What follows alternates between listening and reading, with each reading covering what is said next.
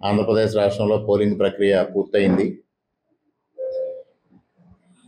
June 4వ తారీఖున ఓట్ల లెక్కింపు కోసం సర్వసమ్మతం నేపథ్యంలో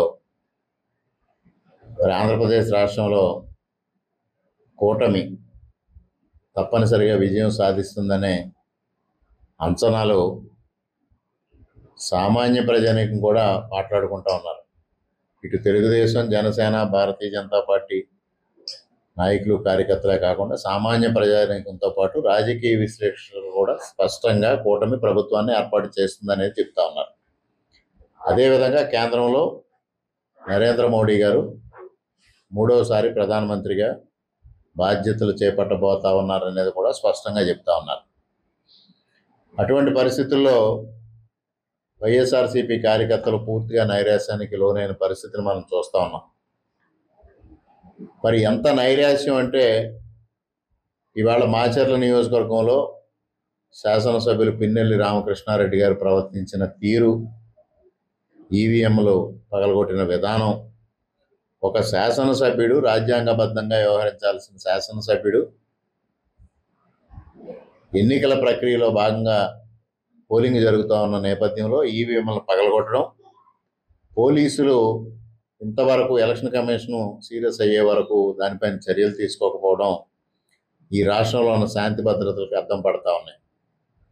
అదేవిధంగా అనపర్తి నియోజకవర్గంలో కూడా అనేక చోట్ల కొన్ని సంఘటనలు జరిగినాయి. ముఖ్యంగా గొల్లల మామిడాల్లో 196, 197, 198 బూత్లో ఆ బూతులను క్యాప్చర్ చేయాలి, ఆ బూత్లో రిగ్గింగ్ చేయాలని గొల్లల మామిడాడు పార్టీ మీద చాలా ప్రయత్నం చేయడం, దాన్ని తెలుగుదేశం పార్టీ కార్యకర్తలు, కూటమి కార్యకర్తలు సమర్థవంతంగా ఎదుర్కోవడం, ఉదయం పూట దాదాపుగా 2 గంటల పాటు నేను అక్కడే సమయం వెచ్చించడం, అదేవిధంగా పోలీసులు కూడా సమయస్ఫూర్తితో వ్యవహరించడంతో అక్కడ రిగ్గింగ్ నిరోధించిన ఆఖరి నిమిషంలో ఒక మైనర్ బాలిక చేత దొంగ ఓటు వేయించడం అనేది గమనార్హం. దానిపైన ఇప్పటికే నేను రిటర్నింగ్ అధికారి గారికి, కలెక్టర్ గారికి కంప్లైంట్ ఇచ్చాను. ఇంతవరకు ఏం చర్యలు తీసుకున్నారో నాకైతే స్పష్టంగా తెలియదు. అదేవిధంగా కొమరపాలెం, ఎక్కువల మండలం కొమరపాలెం గ్రామంలో పోలింగ్ ప్రక్రియ పూర్తయి ఈవీఎంల తరలింపు కార్యక్రమం ఇంకా జరగకుండా పోలింగ్ బూతులు ఎదురుగా ఎన్నికల నియమావళిని ఉల్లంఘించి అక్కడ బర్త్డే పార్టీలు, సెలబ్రేషన్స్ రాత్రి 9 గంటలకు చేసుకోవడం జరిగింది. ఎవరైతే కొవ్వూరు సత్యనారాయణ రెడ్డి అనే ఒక వ్యక్తి ఆ గ్రామంలో ఉన్నారో ఆ వ్యక్తి ఆధ్వర్యంలో అక్కడ బర్త్డే సెలబ్రేషన్స్ చేశారు.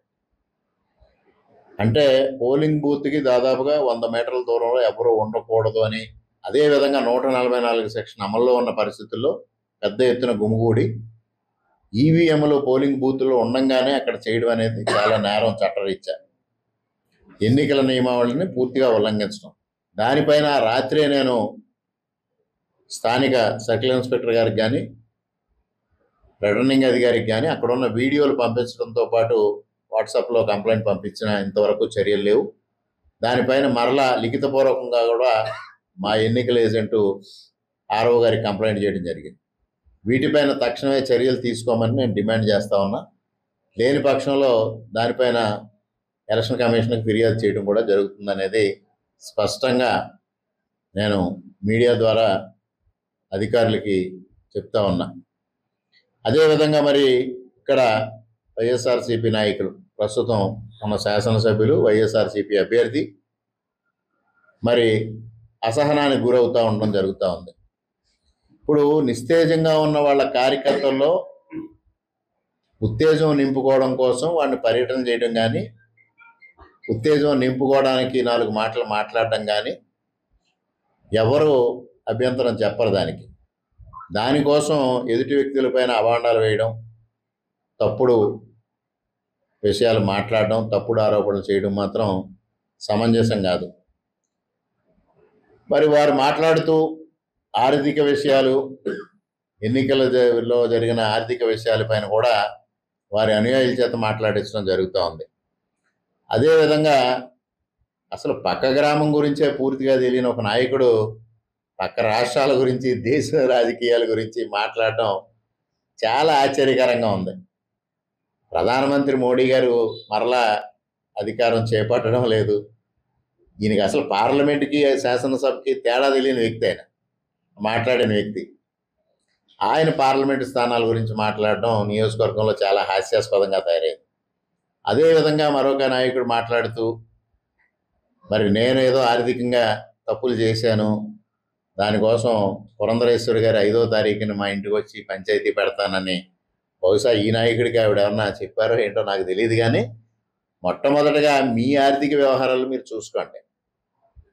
మీ నాయకుడికి అధిష్టానం నుంచి వచ్చింది ఎంత, ఇక్కడున్న కాలుష్య పరిశ్రమ నుంచి వచ్చింది ఎంత, ఇక్కడ స్థానికంగా బలవంత పోసుళ్ళకు పాల్పడింది ఎంత, ఇక్కడ ఖర్చు పెట్టింది ఎంత, ఆ విషయాలపైన మీరు నిలదీయండి. మా విషయాలు నిలదీసుకున్నాము. మరి ఒకవేళ పురంధరేశ్వరి గారి పంచాయతీకి వస్తే దానికి మధ్యవర్తిత్వం కానీ మిమ్మల్ని వహించమని ఏమన్నా వారు కోరారా, లేక బీజేపీ అధిష్టానం కోరిందా, తెలుగుదేశం అధిష్టానం కోరిందా? స్పష్టం చేయమని ఆ నాయకుడిని నేను ప్రశ్నిస్తా ఉన్నా. లేనిపోని అవాస్తవాలు ప్రచారం చేయడం కోసం, మీ కార్యకర్తల్లో ఆత్మస్థైర్యం నింపడం కోసం ఇటువంటి చౌకబారు ఆరోపణలు చేయొద్దని నేను సలహా ఇస్తా ఉన్నా. అదేవిధంగా ఇవాళ అభ్యర్థి మాట్లాడుతూ రామకృష్ణారెడ్డి 20,000 ఓట్ల మెజారిటీతో గెలుస్తానని స్టేట్మెంట్లు ఇస్తా ఉన్నాడు. అది ఎందువలన అంటే కనీసం కౌంటింగ్ ఏజెంట్లైనా ఉంటారు అనే ఉద్దేశంతో అని వారు మాట్లాడటం జరిగింది. బహుశా వారు ఆ ఉద్దేశంతోనే ఈ పర్యటనలు చేస్తూ ఉన్నారేమో, గ్రామాల్లో పర్యటన చేసి ఆ గ్రామాల్లో ఏదో ఒక విధంగా కౌంటింగ్ ఏజెంట్లు నిలుపుకోవాలి అనే ప్రయత్నమేమో అని వారి మాటలు విన్న తర్వాత నాకు అర్థమైంది. ఎందువల్లంటే 13వ తారీఖున జరిగిన పోలింగ్లో దాదాపుగా 60-70% గ్రామాల్లో 12 గంటల తర్వాత వైఎస్ఆర్సీపీ పోలింగ్ ఏజెంట్లు పలాయనం చిత్తగించిన విషయం ఇవాళ నియోజకవర్గ ప్రజానీకం అంతా బహిరంగంగా చర్చించుకుంటా ఉన్నారు. అటువంటి పరిస్థితుల్లో రేపు కౌంటింగ్కు కూడా ఏజెంట్లు ఉండరనే ఉద్దేశంతో ఇవాళ మిస్టర్ అండ్ మిస్సెస్ ఎమ్మెల్యే గ్రామాల్లో తిరుగుతూ కార్యకర్తల్లో ఏదో ఒక విధంగా ఉత్తేజం నింపాలనే ఒక ప్రయత్నం చేస్తూ ఉన్నారు. మీ ప్రయత్నం తప్పులేదు, మీ ప్రయత్నం చేసుకోండి. కానీ అవతల వ్యక్తులపైన, అవతల పార్టీలపైన స్థాయి లేని వ్యక్తుల చేత విమర్శలు చేయించడం అనేది చాలా దుర్మార్గమైన విషయం.